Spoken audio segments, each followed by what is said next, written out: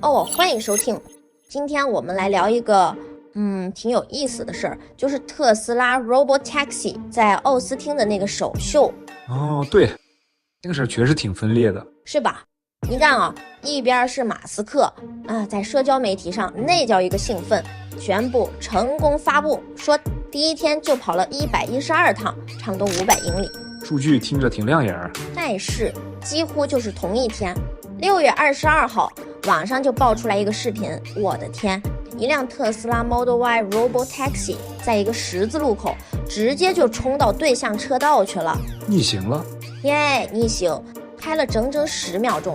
你看那个视频里方向盘还在那儿自己疯狂的转，这反差也太大了点吧？没错，简直就是冰火两重天，一边是宏大叙事，一边是这种有点吓人的现实。所以我们今天就想根据我们手头这些资料好好挖一挖，看看这背后到底是怎么回事。就是揭示一下这场又是精心策划但又显得有点混乱的首秀到底是成功了，还是暴露了问题。粉丝那么捧，专家又那么担心，到底哪个更靠谱？而且这是不光是特斯拉的事儿，跟你我未来怎么出门可能都有关系。那我们先看看这个所谓的奥斯汀实验，他们划了个圈，大概30平方英里，地理围栏。对，地理围栏里面跑着大概10来辆20辆车嘛，时间是从早上6点到半夜。但有个细节挺关键的你说。就是资料里提到，如果下雨或者起雾，这个服务就停了。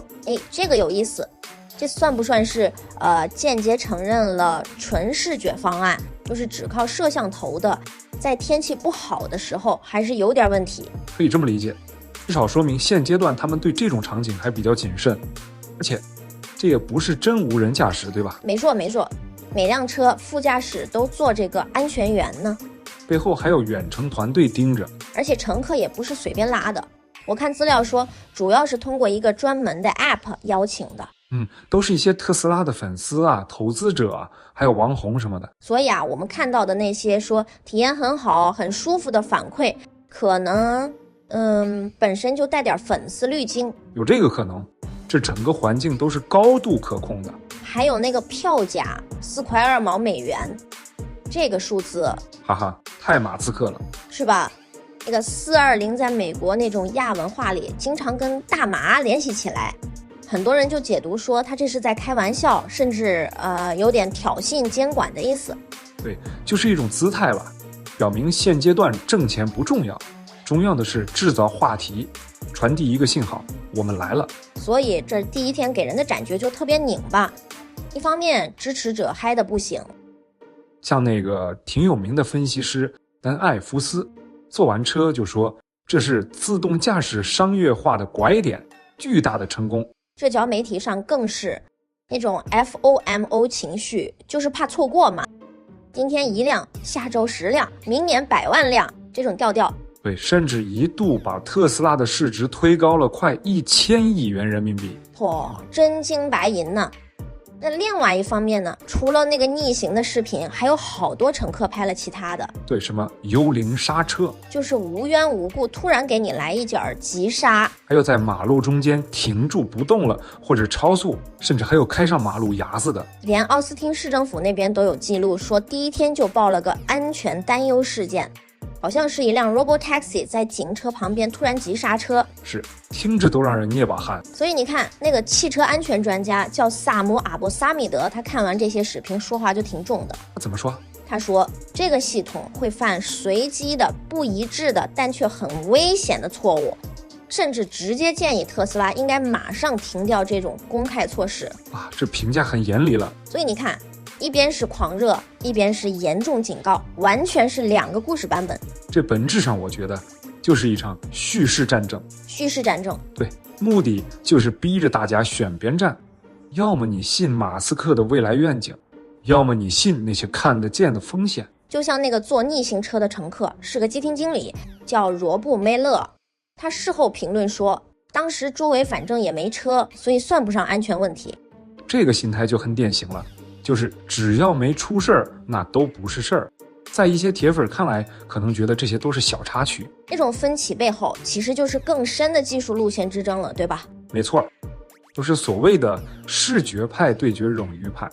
特斯拉就是坚定的视觉派，对，他们主要靠8、9个摄像头，加上强大的神经网络，模拟人眼开车。这个路线最大的吸引力就是成本低。一辆 Model 3据说造价才$28,000左右，而且可以通过 OTA， 就是软件线上升级，理论上能快速铺开，有点像马斯克说的那个汽车界的爱彼迎概念，潜力很大。但缺点就是像刚才说的，恶劣天气、强光这种边际场景，摄像头可能会抓瞎。那冗余派的代表就是威姆了。对，威姆的思路就是不怕多，车上装了29个摄像头，5个激光雷达，还有毫米波雷达等等，一堆声色，各种声色互相备份。是，目的就是提高安全性，尤其是在摄像头可能不好使的时候，还有别的声色顶上。所以威莫敢在凤凰城那些地方搞无安全源的商业运营。但缺点也很明显，就是贵，太贵了，一辆威莫改装车成本超过7万美元，这就限制了它扩张的速度，不可能像特斯拉那样，理论上所有车都能 OTA 成 Robotaxi。所以啊，这不光是技术路线的选择，更是商业模式的赌博。特斯拉赌的是技术够用就行，然后靠规模取胜。威莫赌的是技术必须可能尽可能完美，哪怕慢一点，安全第一。你看像方舟投资 ARK Invest， 预测这个市场有12万亿美元那么大，巨大的蛋糕。现实是威莫所在的那个谷歌自动驾驶部门一个季度亏损就超过12亿美元，这烧钱也太厉害了。所以最后谁能跑通还真不好说，最终的裁判可能还是监管。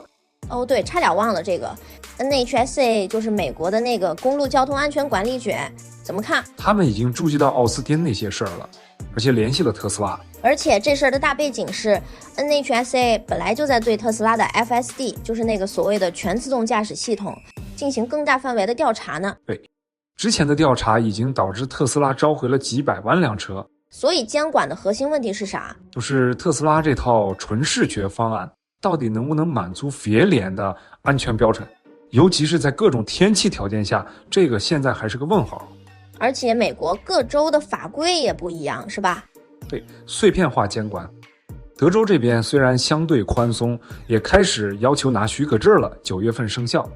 像加州那些地方要求就严多了，对大规模推广是个很大的坎儿。